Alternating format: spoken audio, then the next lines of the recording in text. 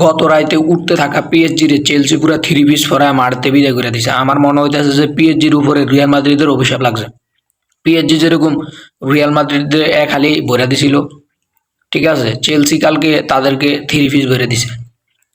এখন দিন শেষে কথা হইতেছে যে কালকে মনে হয় যে চেলসি ভার্সেস পিএসজি খেলা হলো, চেলসি ভার্সেস কলাবাগান স্পোর্টিং ক্লাব খেলা হয়েছে। পিএসজির মতো দল এত পরিমাণে বাজে খেলছে গতকালকে।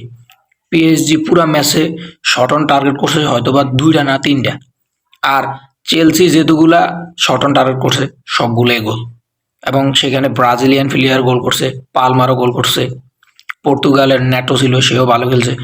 পিএসজি এই সিজনের সবচেয়ে সেরা টিম ছিল, সেরা টিমরে তারা প্যাকেট করে দিছে। এবং পিএসজির প্লেয়ারদের খেলা দেখি পিএসজির কোচের মাথা গরম হই। খেলা শেষে পিএসজির কোচ চেলসির এক প্লেয়ারের ঘুষি দিল, এটা কোনো কথার ভিতরে পড়ে?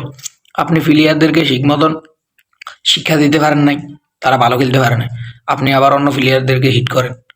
যাই হোক, দিন শেষে চেলসির জন্য শুভকামনা। এবং মানে ওই যে বার্সা ফ্যানরা আছে না, তারা তো হলো মুখ লুকায় না, এদের কোনো ইয়া নাই। এরা যে দল জিতে এই দলই সাপোর্ট করে। হয়তো বা গত রাত্রে চেলসি জিতার পরে এখন তারা চেলসি সাপোর্ট করতে আছে। যদি পিএসজি জিততো তারা পিএসজি সাপোর্ট করতো। তারপরে আরো 2 বছর আগে যখন ম্যান সিটি ফর্মে ছিল তখন তারা ম্যান সিটি সাপোর্ট করছে।